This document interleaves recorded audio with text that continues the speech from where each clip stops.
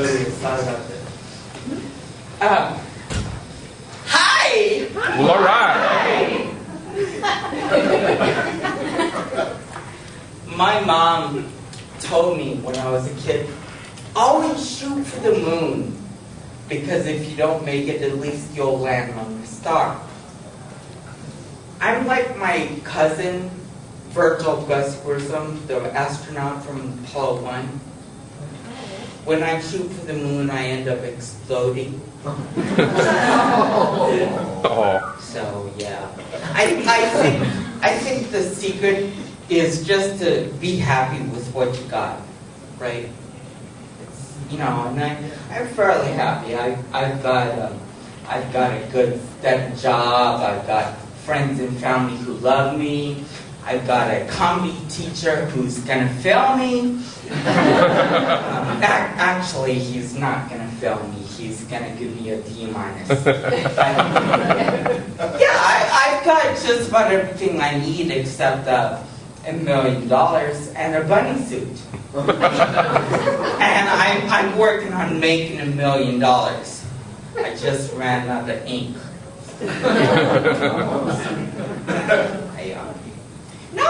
I always knew that I was going far in life, because I was born in an MG sports car. And for those of you that don't know, an MG car is like the size of a go-kart. So, it was so small, my dad had to actually get out of the car so my mom could lie down. And then when I was born, I just shot out. I accidentally hit the gear shift, and the car started rolling forward. And my dad had to jump in, and my mom almost jumped out. So that's how small it was. My dad said I was a really special guy, because I was born and conceived in the same place. Damn. So, I like that. Yeah. And then when I was a kid, I had a disease, a virus. And because of that, I have a slight disability. And I often have brain lapses where, it's like the door to my brain just suddenly shuts, and I can't access my thoughts or feelings for a moment. And it might sound frustrating, but in those moments I get to experience what it's like to be George Bush.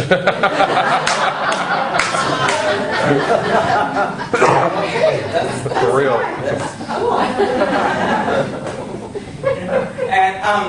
And my mom was very motivational for me. Even throughout all of this, she used reverse psychology. I think she actually wanted to use regular psychology, but she was dyslexic. But my mom's a very, very special woman. She's like a female version of Samuel L. Jackson. Only not as pretty. No. You know her?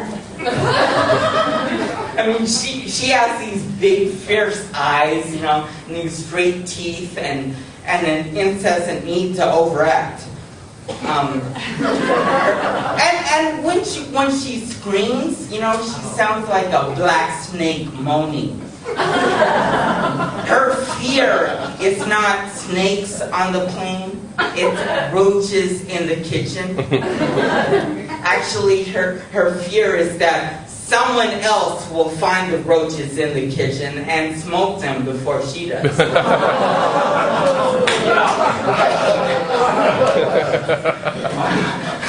I remember, thank you. I remember, when I was a kid, my mom would sit me and my brothers, down on the couch and do the hitman scene from Pulp Fiction. Guys, yeah, you guys remember Pulp Fiction, yeah. Okay, she'd go, Ezekiel 25:17. 17. The path of the righteous is beset by my belt.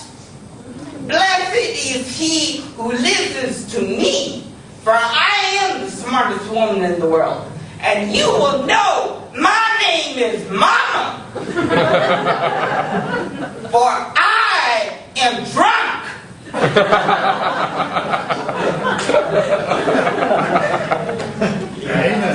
Amen. Praise the Lord. Amen. That's right.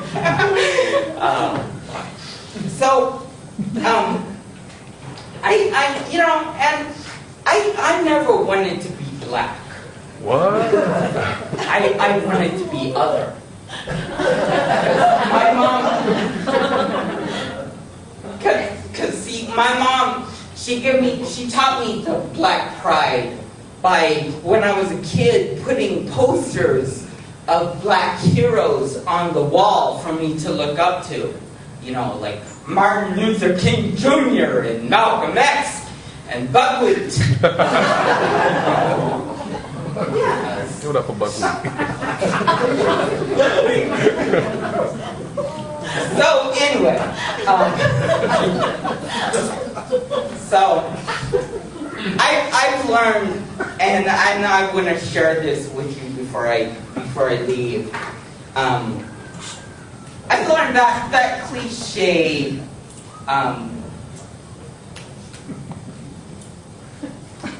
When life gives you lemons, make lemonade.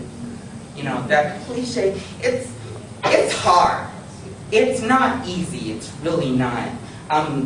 Take my disability, for example. You know, I have a slow reaction time, so when someone heckles me, I need their email address.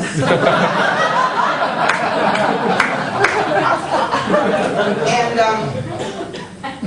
then sometimes my lapses are just so difficult that I can't speak, you know, and it's taken me years to not to fight it, but to actually, when that happens, I start to dance. Yeah, I dance. Because see, when I dance, I am the super freak. I'm like, people say I'm like a one-man soul train wreck.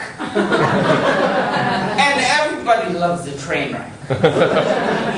So, it's my way of taking life's negative, turning it around, and making it worse.